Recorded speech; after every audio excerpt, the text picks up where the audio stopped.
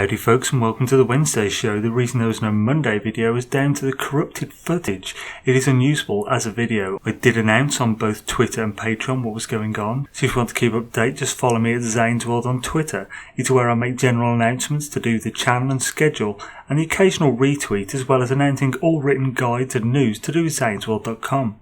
As far as the corrupted video, it's not something I can re-record, so here's a quick recap of what happened. I started back from where I left my original hub base on Foster Rico, waving goodbye to that fairly special location, then set off among the stars to find a new system. I was super tempted to use that good system I'd found with the hot planet before, but as it was a good 2 jumps from Hub 1, the Shunker Void, I decided to look for something closer. I searched many systems around the centre of the hub, looking for affluent and opulent systems with a hot planet that wasn't the last planet in the system, so I could avoid that bug that prevents dialing into those, and I also wanted one with a habitable base very close to the portal. After some good searching and locating of portals, I settled down on a pretty outstanding planet in Hub 9. Super high economy, 5 planets total with most farmable plants present. The hot planet had a base 2 minutes from the portal and is abundant with flora and fauna and a low sentinel presence. The only drawback is the high conflict level in the system, but I'm happy to put up with that for such a good system. This will be my new home for the foreseeable future. And so here we are folks at the new home planet. It is looking pretty awesome, if I do say so myself. I actually really like this planet. And it's situated rather well. Actually, that is the first predator I've seen.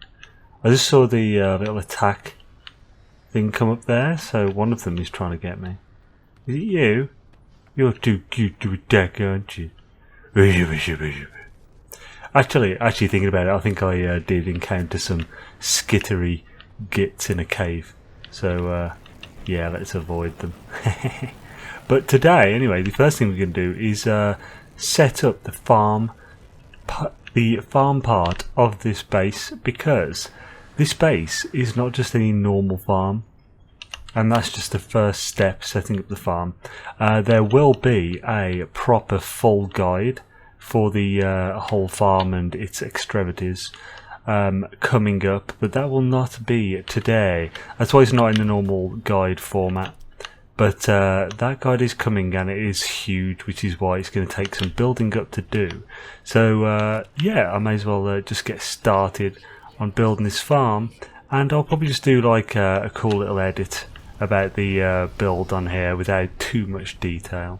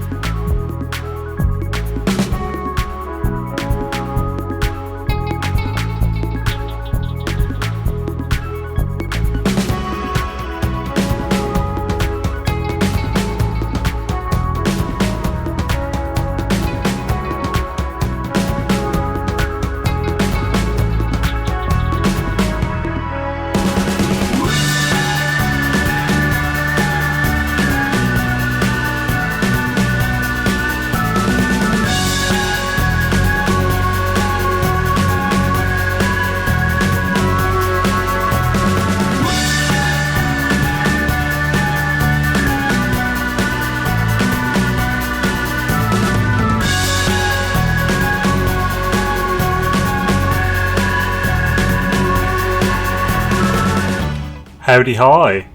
I've just turned it on. How's it going? I have no idea if you can actually hear me, but howdy hi! If you want to do a monument or something at your base, just I don't know, start moving towards your base or something. Yo yo!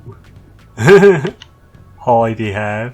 I've come to steal all your selenium and cactus flesh for the video for Wednesday. Off to your base to steal all your stuff. Do do do do do. Skip do do do. When me and Craze originally did this, we actually weren't sure whether it would literally steal the harvest or not. It was a bit, considering how much selenium I need for this, I'm so appreciative that you've built this farm. Right, you are here. Right, if you want it at the top, if you want like a monument at the top or something here, just come up. Otherwise, stay down and I'll come back down in 20 seconds.